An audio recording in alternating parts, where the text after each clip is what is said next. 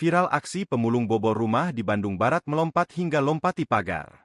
Beredar di media sosial sebuah video yang memperlihatkan aksi pria yang diduga bekerja sebagai pemulung barang songsokan melakukan pencurian terekam CCTV. Gerak-gerik pria tersebut saat mengintai hingga melompati pagar rumah korban terekam CCTV.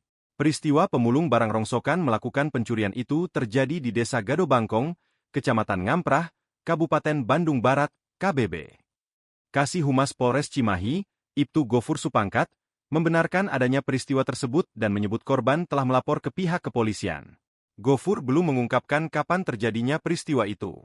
Dari laporan yang diterima polisi, korban mengaku kehilangan sejumlah barang berharga. Polisi tengah melakukan pendalaman dan telah melakukan olah tempat kejadian perkara, TKP, untuk mengungkap peristiwa tersebut.